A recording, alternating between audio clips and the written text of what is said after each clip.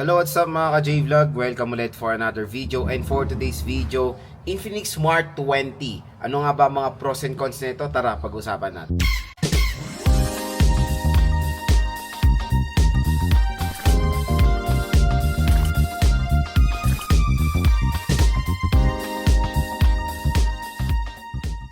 Mga idol, for today's video, i-review ulit natin itong Infinix Smart 20, and this time ang focus natin is yung mga pros and cons nitong smartphone na to. Pero bago tayo magsimula, saan ba tayo bibili ng sobrang mura nitong smartphone na to? Dito lang yan sa ating View Products. Pag tinap nyo yung video na yan, may lalabas yung View Product. Dan lang kayo bibili nitong Infinix Smart 20 dahil pwede nyo ito makuha ng around 4,000 pesos lang. At ito ay meron 4GB 128 na. So, two variants po ito. Meron tayong 4GB 64 at 4GB 128. Pero yun nga nakakatuwa, very affordable na lang po yung 4GB 128GB of internal storage nito. So, ito na yung time para makabili nitong Infinix Smart 20 dito sa ating video dahil meron pa po kayong special voucher upon checkout. So, usually nasa up to 1,000 pesos off ang pwede nyo makuha dito sa smartphone na to. Bukod yan doon sa sale price niya sa online. Kaya dito na kayo bibili ng Infinix Smart 20. Available po yan sa 4GB 64 at 4GB 128. So yun nga, tulad na sinasabi ko sa mga ibang video natin, wala pong perfect na smartphone. Lahat po ng smartphone ay merong mga disadvantages. Pero yun nga, tinatalakay natin lahat ng disadvantage at advantage ng isang smartphone. Tingnan natin kung well-balanced ba yung specifications niya. Kung mas marami ba siyang disadvantage compare sa advantage, or kung mas marami ba siyang advantage compare sa disadvantage.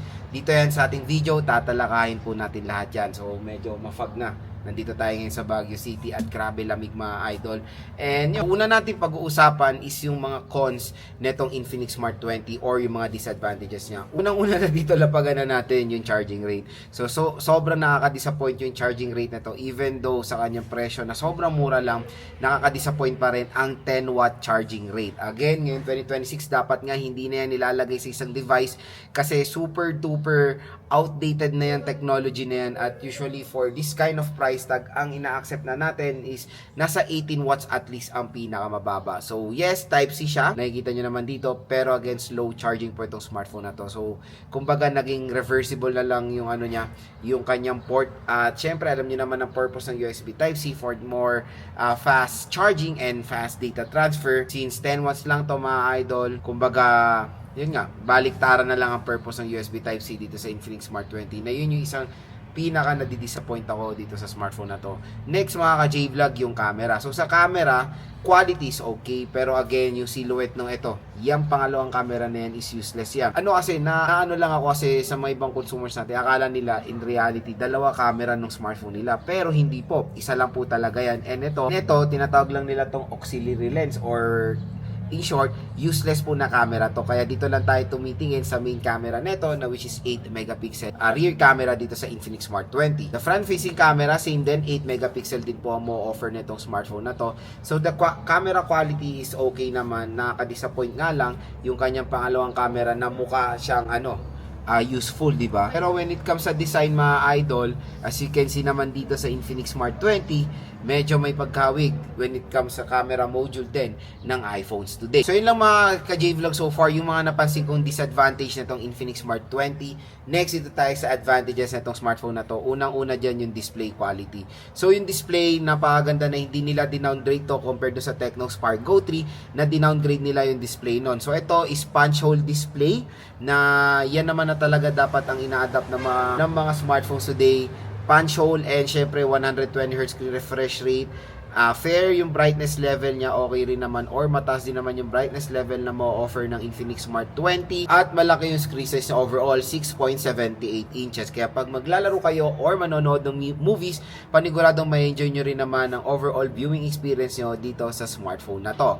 Next na maganda naman dito is yung processor. I know yung iba is ayaw yung MediaTek Helio G81.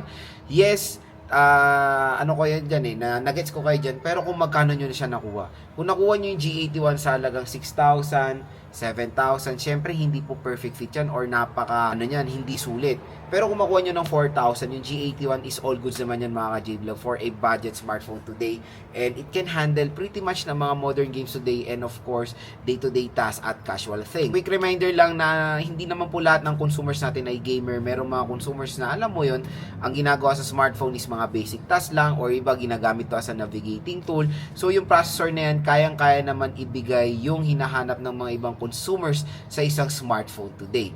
At let's appreciate din yung mga smartphones ngayon na nakakapag-offer na sila ng hindi mabasurang smartphone. Kasi nung year 2020, 2021, sa mga ganitong presyo na 4,000 ay talagang itatapon mo yung cellphone, sobrang bagal. Pero ngayon, medyo gumaganda-ganda naman ang mga performance ng smartphone sa murang halaga at napo-provide na yung needs ng mga consumers natin. Next is yung design. Pag bumibili ng smartphone, yung mga ibang consumers natin na tinitignan design. Ito, si Infinix Smart 20, as you can see, mukha siyang iPhone 17 Pro Max. Inspired by iPhone 17 Pro Max kumbaga. Dito lang yan sa kanyang silhouette. So yung camera module niya ayan, na mukhang iPhone 17 base, nilagyan nila ng ganito para magka-silhouette na mukhang iPhone 17 Pro Max-ish, di ba? Pero again, inspired lang siya ng 17 Pro Max, lalo na yung color niya na orange, yung Sunlight Orange. At available yan dito sa ating product link. Hindi ko nabili yung Sunlight Orange kasi nung binili ko to nung launch date, ang available lang talaga is color black. Pero ngayon, available na yung Sunlight Orange at sobrang kamuhang-kamuha niya yung 17 Pro Max mga J-Vlog legit. And sa design, hindi nyo akalain na mura lang to smartphone na to dahil makakapag-offer din naman siya ng gorgeous design sa murang halaga lang.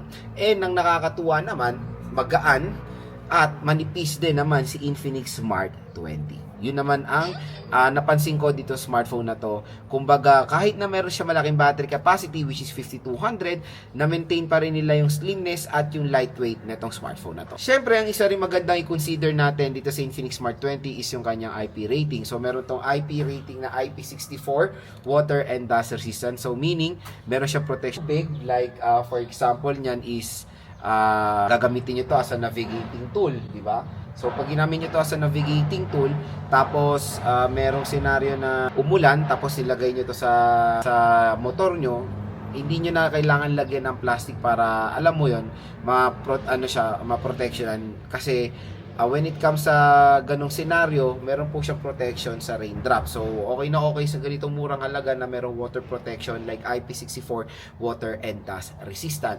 Again, hindi po ito pwedeng masubmerge sa water. Hindi po natin itong ina-advise na gamitin underwater shots and anything. Mababa pa po yung kanyang rating for that kind of scenario. Ang pwede lang pong ganyang mga rating is IP67, 68, and 69 water and dust resistant. Pag 66 pababa, ang protection niyan lang yan is raindrops, accidental drop, accidental spillage, yung mga ganyang senaryo, pwede naman po itong si Infinix Smart 20. At yun nga napapansin ko, karamihan ng bumibili nito, ginagamit nila as a navigating tool sa motor nila. So pwede itong i-recommend sa mga motor taxi riders natin or sa delivery riders natin dahil sa mga ganyang bagay, kaya i-provide yan ng Infinix Smart 20. Ito pa pinaka-astig dito, yung kanyang operating system. Kasi kung makikita natin ngayon, yung mga ibang bagong labas, Android 15 sila out of the box.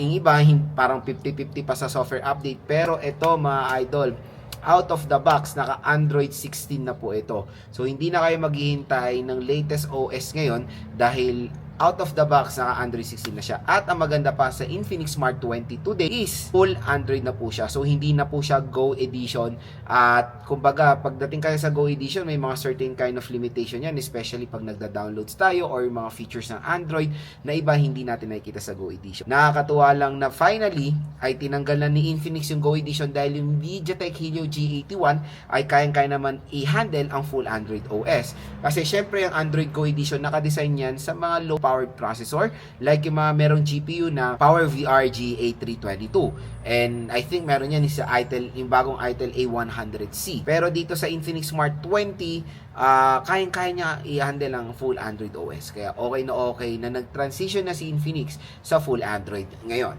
So yun mga ka-J-Vlog, so far yung mga napansin kong pros dito sa Infinix Smart 20. As you can see naman, mas marami pong advantages itong smartphone na to compare sa disadvantage niya. Kaya makikita natin na natabunan yung disadvantage nitong Infinix Smart 20 ng kanyang advantages at kumbaga naging mas sulit pa itong smartphone na to. When it comes sa RAM at ROM niya, definitely for its price, reasonable yan mga idol, especially the 4GB 128, kung makuha nyo siya ng 4,000 plus. Yung 4GB 64, pag nakuha nyo ng 3 to 4,000 pesos, okay na okay yan. Kaya again, kung gusto nyo makuha ng ganyan presyuhan, itong Infinix Smart 20, nandito po lang yung link nyan sa ating product link. I-check nyo na yan mga J-Vlog dahil po dito kayo sa product link natin bumili, meron pa po kayong additional discount na makukuha upon checkout. isa to sa pinakasulit na smartphone ngayon 2026 at kung interested kayo neto, wag na kayo magdalawang isip pa dahil ang bilis pong ma-out of stock nito, especially yung Sunlight Orange. Kaya kung napupusuan nyo yung Sunlight Orange, kunin nyo na yung mga ka-J-Vlog hanggang may stock pa yan dito sa online at hopefully nakatulong po ito sa inyo kung nagde-decide kayo bumili netong Infinix Smart 20.